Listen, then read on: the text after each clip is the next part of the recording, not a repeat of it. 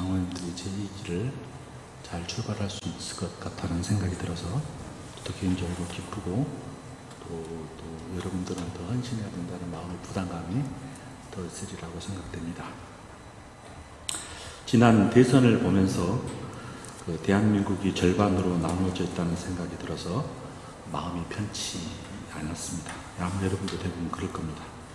대선 이후 대선에 굴복하기에 너무 억울해서 정신적 공황 상태에 빠져 심한 우울증에 빠진 사람도 있다는 이야기를 들었습니다. 들었던 얘기이긴 하지만 어떤 분은 자기의 페이스북에서 대선 패배를 인정할 수 없다고 축청가를 함께 부르자고 하는 그런 외치는 사람도 있었습니다.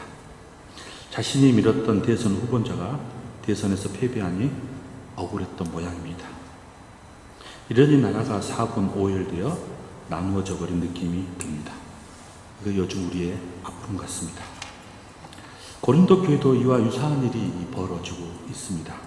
사람이 나누어지고 끼리끼리 편을 가르고 자기 편이 옳고 상대방이 틀렸다고 교회가 나누어지는 위기에 처했습니다. 여러분, 완벽한 교회는 이 이상에 존재하지 않습니다. 그것이 바로 교회의 이중성 때문인데요. 왜냐하면 교회는 거룩하지만 거룩하도록 부르심을 받았고요.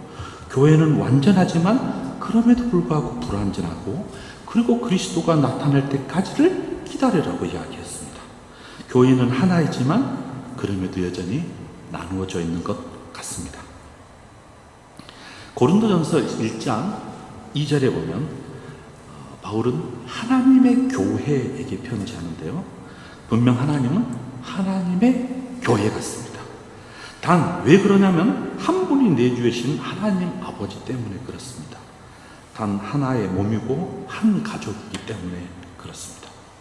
그런데 불행하게도 고린도 교회에서는 당파가 지었던 것 같습니다. 하나님은 고린도 교회에서 이 모습을 지적하고 꾸짖고 있습니다. 리더자의 덕목이 여러 가지가 있는데요. 그 중에 칭찬과 책망이라는 이 사탕과 당근이라는 걸까? 당근과 채찍이라고 합니까? 이것을 어떻게 균형 잡혀주게 잘 잡느냐에 따라서 리더자의 덕목이 있기도 합니다. 그런 면에서 바울은 이 고린도 교회에 편지를 쓰면서 적어도 1절에서부터 9절까지는 아주 좋은 칭찬에 아주 일색으로 그들을 격려해주고 그들에게 좋은 칭찬을 해주고 있습니다. 아마도 바울은 삶의 중심이 사역보다는 관계를 원했던 것 같습니다. 관계를 돈독하고 그 다음에 부족한 것을 좀 지적해보고 싶었던 모양입니다. 그래서 리더자의 덕목 중 하나가 이 관계의 리더십이라고 말하잖아요. 아무리 좋은 말이라도 관계가 깨지면 그 말을 듣기가 아주 힘듭니다. 아무리 선한 의도로 말을 걸어도 관계가 깨지면 이런 생각이 듭니다. 저 사람 왜 저래? 왜 내게 말을 거는 거야? 아무리 좋은 의도로 접근해도 그 의도가 곡해되기 때문입니다. 리처드 디스백이라는 사람이 쓴 생각의 지도라는 책이 있습니다. 저도 오래전에 읽었던 책인데요. 동양인하고 서양인의 사고 차이가 좀 있다고 합니다. 동양인들은 종합을 좀 보고 서양 사람들은 세칙에 관심이 많다고 합니다. 동양인들은 개인의 힘보다는 외부의 힘에 중시하면서 약간 집합주의적이고 상호 의존적인 사회에 살기 때문에 외부 환경에 막 눈을 기울이고 눈을 쳐다보고 귀를 기울입니다. 그래서 늘 명분을 좀 찾습니다. 요즘 정치계를 보면 더 실감이 난 것 같아요. 새로운 정부의 인수기와 아직 잔여 기간이 남아있는 정부의 기싸움을 보면 서로 명분을 달라고 한 것 같습니다. 명분을 달라고. 명분이 좋으면 양보하겠다고. 양보할 테니 명분을 달라고. 약간 동양적인 사고가 지금 현재 우리 사회에 그대로 펼쳐지고 있습니다. 반면 서양 사람들은 되게 개인적이죠. 독립적이죠. 분석적이죠. 이 눈을 통해서 합리적입니다.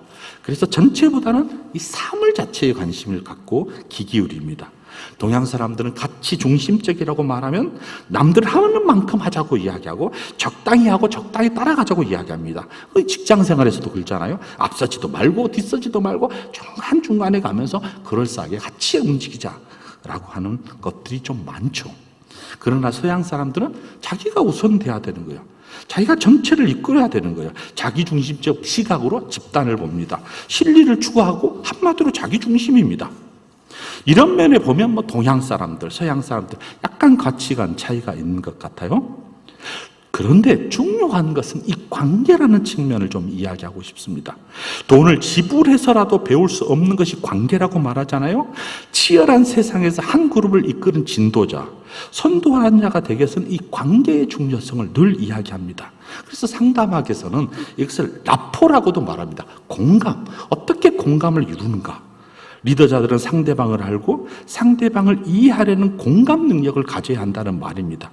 공감 능력이 떨어지면 아무리 좋은 관계를 맺고 싶어도 어렵습니다. 상대방을 이해하고 상대방의 상황을 공감하고 이것이 좋은 리더자의 덕목이라고 말하잖아요. 이런 의미에서 바울은 되게 좋은 공감대 같아요. 좋은 관계를 일단은 설명하고 그 다음에 이제 소위 말하면 하고 싶은 이야기, 직구를 던집니다. 저는 예수님의 리더십에서 이 공감의 능력을 자주 보는데 그 한 장면이 기억에 남았습니다. 그것이 누가복음 19장 이야기인데요. 오늘날 예수님께서 키가 유난히 작은 삭개오가 살고 있는 여리고로 이제 지나게 됩니다. 그는 부모님께서 의롭게 살라라는 뜻에서 삭개오라는 이름을 지어줬다고 합니다. 그래서 삭개오예요. 그런데 부모님의 뜻과는 다르게 이웃에게 돈을 착복하고 남용하고 악용하는 세리였어요. 그 중에 세리의 또 장이었던 것 같습니다. 한마디로 세리의 장으로서 많은 재산을 소유하고 있는 부자였습니다. 당시 사람들의 평판에 의하면 그는 많은 돈을 가지고 있는 졸부이긴 하나 죄인으로 취급될 만큼 주변 사람들에게 늘 수군수군거리는 대상이었습니다. 그는 부자이긴 하나 주변에 사람이 없었습니다. 늘 마음이 공고했다는 말이겠죠. 그는 한마디로 자신의 빈 상태를 채워줄 수 있는 사람을 찾고 있었나 봅니다.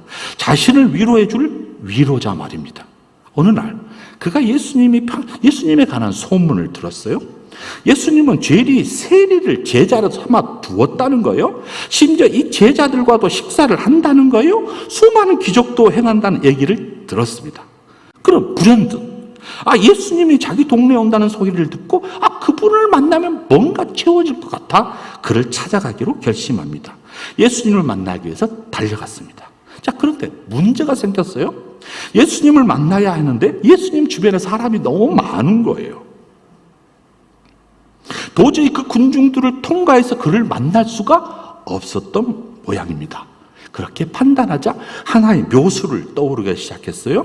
그 관중들을 통과해서 그를 만날 수 있는 딱 한 가지 방법은 뭐냐면 그 앞에서 가장 그와 가까운 돌무화과 나무에 올라가서 그를 바라보면 되겠다는 생각이 떠올랐던 것 같습니다. 신속하게 달려가서 나무 위로 쭉쭉쭉 올라갔습니다. 그런데 이게 무슨 이야기입니까? 무슨 말입니까? 예수님이 갑자기 자신이 올라간 나무 주변으로 쫙쫙 다가오는 거예요. 그런 두근거린 마음으로 그분을 딱 쳐다보고 있었는데 그런데 그분도 자신을 딱 보고 있는 거예요. 그러면서 말을 걸어옵니다. 뭐라고 말을 걸어오냐면 삭개오야, 삭개오라, 내려오라는 거예요. 내가 오늘 내 집에 유하겠다고 말합니다. 그럼 단숨에 주저하지 않고 나무 위에서 확 내려와서 그분을 맞이했습니다. 그리고는 직감적으로 예수님이라면 자신의 빈 마음을 채워줄 것이라고 생각했던 모양입니다.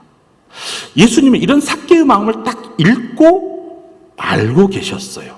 그의 메마른 심령을 이미 알고 계셨어요. 삭개오는 예수님을 뵙자마자 자신의 문제를 확 내려놓고 고백합니다. 아무런 이야기를 안 했어요. 예수님은 내려오란 말밖에 안 했어요. 그런데 이 삭개오가 하는 이야기를 잘 들어보세요. 그를 딱 보자마자 뭐라고 합니까? 주여 보시옵소서, 내 소유의 절반을 가난한 사람에게 주겠고 많은 누구의 것을 속여 빼앗는 것이 있으면 내가 갑절로 주겠나이다. 이상한 말을 하는 거예요. 자신이 가지고 있는 소유의 절반을 나눠주겠다는 거예요. 여러분, 이곳을 보면 예수님의 공감 능력 보여지지 않아요? 아무런 말을 하지 않았어요. 그러나 삭개오도 예수님을 보고 예수님을 보면 자기의 무엇인가를 채워줄 수 있겠다라는 확신을 가지면서 그 앞에 무릎을 쪼아리면서 자신의 모든 상황을 토해내버렸습니다. 이것이 바로 공감입니다. 공감. 그는 예수님을 보자 자기의 아픔을, 자기의 고통을, 자기의 쓰라림을 다 이해해 줄 것 같은 느낌이 확 들었습니다. 그러면서 자신이 그렇게 집착했던, 그렇게 소유하기를 매달렸던 모든 것을 일순간에 내려놓았습니다. 삭개오는 자신의 공허한 마음을 예수님께서 공감하고 있다는 사실 앞에서 자신의 것을 내려놓았습니다. 이것이 공감의 리더십입니다. 예수님은 삭개오를 보자마자 허한 마음, 끝없이 공허한 마음, 채워도 채워지지 않는 빈 마음을 알았고, 삭개오의 빈 마음을 채워주실 분은 예수님밖에 없다는 것을 삭개오도 직감했습니다. 그러기에 자신의 것을 내려놓았고, 내려놓은 것조차도 두렵지 않았습니다. 이것이 리더자 마음 같습니다. 이런 리더십을 갖고 싶습니다. 저도. 자, 그럼 본문으로 다시 가보겠습니다. 고린도전서 1장 1절과 9절에서 다 칭찬을 하잖아요. 그러면서 대단한 반전의 모습을 보이는데 뭐라고 반전을 하냐면 10절과 11절이에요. 무서운 이야기를 해요. 형제들아, 11절, 내 형제들아. 그동안에 쫙 칭찬 일변도로 했던 이 이야기가 갑자기 형제들아, 액센트가 가득 차잖아요. 형제들아, 내 형제들아. 뭔가 얘기를 하고 싶었던 것 같습니다. 바울은 고린도 교회가 하나님의 가족에 속하여 있다고는 하나 그들의 행동은 전혀 하나님의 가족 같지 않는 모습을 보면서 질책을 하고 있는 모습 아닙니까? 그러면서 이렇게 권면합니다. 10절, 형제들아, 내가 우리 주 예수 그리스도의 이름으로 너희에게 권하는데, 너희들에게 말하고 싶은 것이 있는데 너희들은 다 한 형제가 아니냐? 그리스도 예수 안에서 거룩한 성도가 아니냐? 이게 무슨 말이냐? 왜 분열하느냐? 분열이 웬 말이냐? 이 말을 하고 싶은 것 같아요. 그러면서 뭐라고 말하냐면 10절 보십시오. 모두가 같은 말을 하고 너희 가운데 분쟁이 없이 같은 마음과 같은 뜻으로 온전히 합하라라고 직구를 던집니다. 같은 말, 같은 마음, 같은 뜻.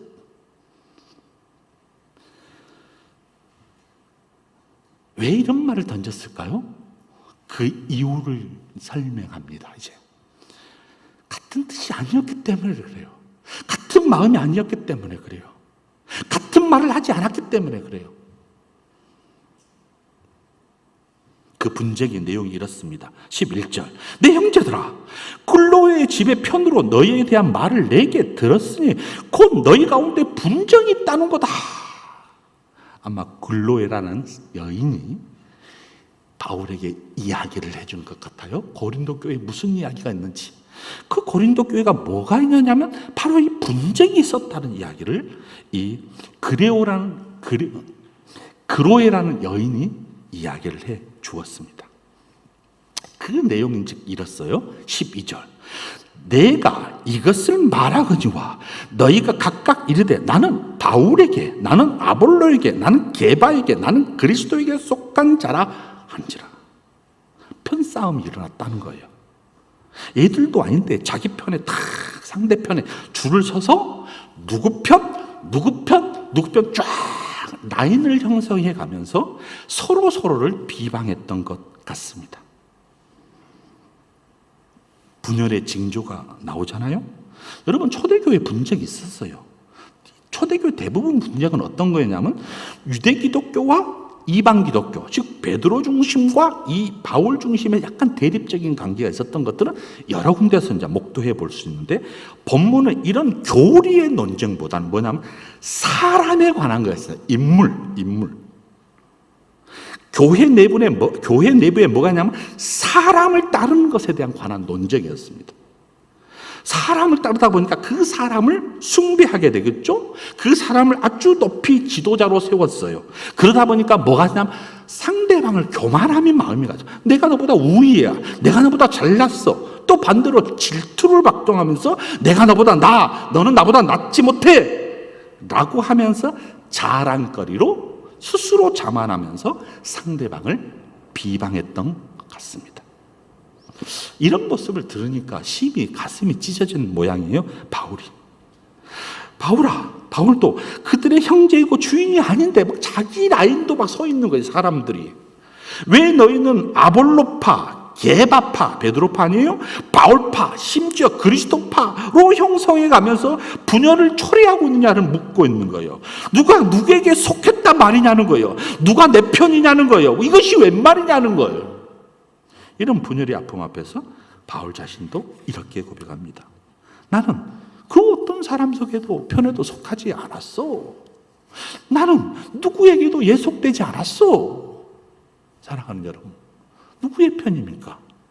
사람의 편? 그것도 유명인의 편입니까? 아니면 그리스도 편입니까? 사람에게 속해 있습니까? 그리스도께 속해 있습니까? 이것이 문제라는 거예요. 심지어 고린도 교회에서는 누구에게 세례를 받았느냐는 싸움을 걸고 있어요. 나는 아볼로에게 세례를 받았다. 나는 게바에게 세례를 받았다. 나는 바울에게 세례를 받았다. 이상한 것 같고 논쟁이 심하게 첨예화됐던 것 같습니다. 세례의 본질은 사라져버리고 세례를 베푸는 사람에게 집중하게. 사람. 누구? 세례를 베푸는 사람에게 초점을 두고 있으니 심각할 따름입니다. 우리는 가끔 이런 자랑을 하신 분들도 가끔 들어요. 나는 유명한 목사님께 세례를 받았으니 특별한 은혜가 더 있어. 이렇게 생각하는 것도 있습니다. 세례는 세례를 베푸는 사람에게 주목하는 것이 아니라 예수 그리스도와 함께 죽고 살았던 이 사실, 그리고 이 삼위 하나님의 이름으로 세례를 받았던 이 사실, 그 누구 이름도 아니고 성부와 성자와 성령의 이름으로 세례를 받았음에도 불구하고 누가 베풀었다는 것에 이 누구에게 대한 관심을 갖게 되었습니다. 사람 때문에 시험이 들었어요. 사람을 주목하면서 그를 또 실망하기도 했어요. 그래서 13절에 보니까 이런 질문을 던지잖아요. 그리스도께서 어찌 나누었느냐? 바울이 너희를 위하여 십자가에 못 박혔느냐? 바울의 이름으로 너희가 세례를 받았느냐? 자기가 누가 내 이름으로 세례 받았어? 내가 너희들을 위해서 십자가에 못 박혀 죽었니? 예수님이 너희를 나누겠니? 심각한 이 분열에 초점을 던져버리는 거예요. 여러분, 고린도 교회의 분열은 이 복음의 본질의 요소를 침해하는 결과를 낳아버렸어요. 주님이 십자가에 죽으시고 예수 그리스도 이름으로 세례를 받는 이 사실을 부인한 듯 사람들이 막 행동을 해요. 기독교의 기본 진리를 알고 있었고 알고 있는 고린도 교회임에도 불구하고 이런 이해를 하고 있는 거예요. 아는 것과 믿고 따르는 것이 전혀 다른 상황이 벌어지고 있어요. 그들도 예수님께서 십자가에 죽은 것을 알고 있었어요. 그들도 예수님의 이름으로 세례를 받는 것도 알고 있었어요. 그런데 알고는 있었지만 행동이 전혀 달랐어요. 그래서 한번 짚고 넘어간 거예요. 나 바울이 너희를 위하여 십자가에 못 박혀 죽었니? 나 아니야. 나는 전혀 그럴 수 없는 자야. 나 바울의 이름으로 너희를 세례를 받았니? 나 아니야. 나는 그런 적이 없어. 나는 나의 이름으로 세례를 베푼 적이 한 번도 없어. 나의 이름으로 세례를 받는 사람이 있니? 가짜야. 그런데 왜 내 이름을 팔아서 분쟁을 일으켜? 라고 하는 질문이에요. 바울은 고린도 교회에게 너에게 세례 때문에 다투는 모습을 보니까 약간 마음이 욱했는 것 같아요. 그러면서 자신이 어떤 사람에게 세례를 베풀느냐 라는 이야기를 14절부터 해줘요. 나는 바울입니다. 그리스보, 사도행전 18장에 있는 그리스보 해당 장이잖아요. 가이오 외에는 너희 중 아무에게도 내가 세례를 베풀지 아니하였다. 그 이유를 설명하는데 15절, 이는 아무도 나의 이름으로 세례를 받았다 하지 못하게 하려 함이니라. 16절, 내가 또한 스데바나의 집사람에게 세례를 베풀었고 그 외에는 다른 누구에게 세례를 베푸는지 알지 못한다. 나는 소수의 사람에게만 세례를 베풀었어. 1년 반 동안 당시 너희들에게 있었지만, 바울은 미리 이미 고린도 교회 세례로 인하여 심각한 상황이 벌어질 것을 예견했는지는 모르지만 고린도 교회에서 많은 사람들에게 세례를 베풀지 않았어요. 단지 회당장 그리스보, 가이오, 스데바나에 있는 집 사람들, 소수의 사람들에게 베풀었습니다. 그럼에도 불구하고 고린도 교회 중에 일부는 세례의 본질을 망각해버린 것 같아요. 그들은 누가 세례를 베푸느냐, 이 누구에 대한 관심을 가져요. 로마서 6장에 보면 이렇게 말하잖아요. 무릇 그리스도 예수와 합하여 세례를 받은 우리는 그의 죽으심과 합하여 세례를 받은지를 알지 못하느냐? 누구가 없어요. 예수 그리스도와 함께 죽고 사는 이 사건이지, 누가 나에게 세례를 주는가 관심 갖지 마. 우리의 다툼을 자세히 주목해 보면요, 복음을 망각해 버릴 때 형식 가지고 싸웁니다. 명분이죠. 본질은 사라지고 껍데기 가지고 싸웁니다. 내용은 없고 겉모습 가지고 싸웁니다. 우리의 논쟁 대부분은 이런 싸움으로 에너지를 소비합니다. 한마디로 명분 싸움이겠죠? 그러니 교회가 분열로 갈 수밖에 없었습니다. 이를 극복하기 위한 유일한 길, 여러분, 이러한 상황에서 유일한 길은 뭐냐면 이 본질로 다시 돌아가는 거, 본질. 바울은 자신의 정체성을 이렇게 고백하잖아요. 17절. 그리스도께서 나를 보내심은 세례를 베풀게 하려 하심이 아니요 오직 복음을 전하게 하려 하심이로되 말의 지혜로 하지 아니함은 그리스도의 십자가가 헛되지 않게 하려 함이니라. 본질에 집중하라고, 나 자신도 본질에 집중하고 싶다라고 이야기하면서 오직 복음을 전하는 것이지 세례를 베푸는 것이 목적이 아니야. 나는 말의 지혜로 복음을 전하지 않아. 왜? 말의 지혜로 할 수도 있어. 그러나 그렇게 하면 그리스도의 십자가가 헛되게 되기 때문에 그래. 이것이 바로 본질입니다. 형식에 무게를 두지 않고 본질에 집중하자는 거예요. 오직 예수 그리스도의 복음을 전하는 이유는 그리스도의 십자가가 헛되지 않게 하기 위해서라는 거예요. 자, 사랑하는 여러분, 가끔 교회에 대해서 환상주의를 꿈꾸는 사람이 있습니다. 그러나 그들은 아직 교회를 잘 이해하지 못하기 때문에 그렇습니다. 빌레 그리암 목사가 이렇게 말했다고 하죠. 어떻게든지 완벽한 교회를 찾아보고 그런 교회를 발견하면 거기에 다니시오. 하지만 여러분 기억하십시오. 당신이 그 교회에 들어가는 순간 그 교회는 더 이상 완벽하지 않게 될 것입니다.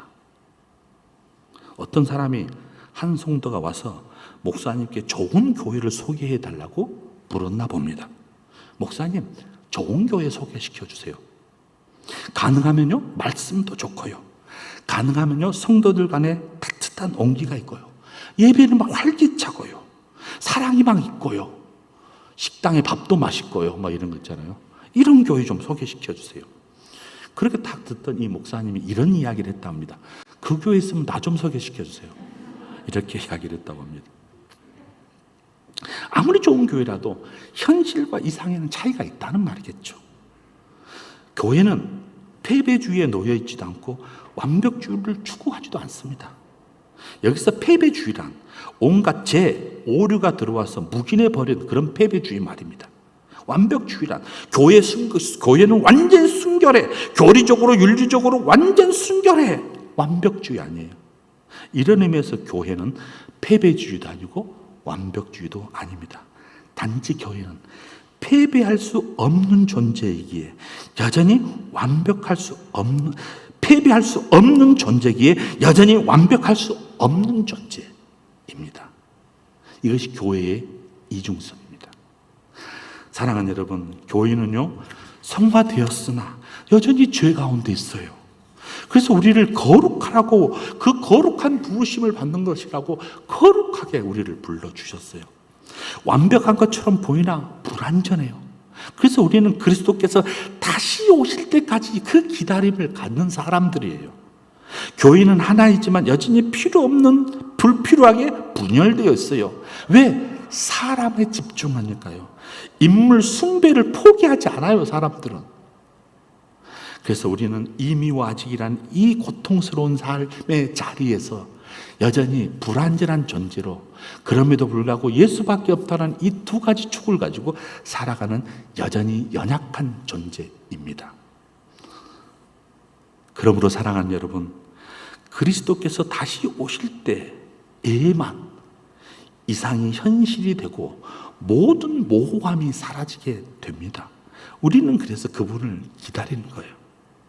사랑하는 강성교회 성도 여러분, 주님께서 우리 안에 분열을 멀리하고 한 마음, 한 뜻, 한 말, 같은 마음, 같은 뜻, 온전히 합하라고 말씀해 주셨습니다.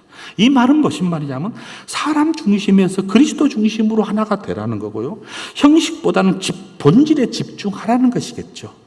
화려한 형식주의에 매몰되지 말고 내용과 본질을 따라서 그리스도 안에 하나가 되고 온전함을 추구하는 그런 교회가 되라고 우리에게 권면하고 있습니다.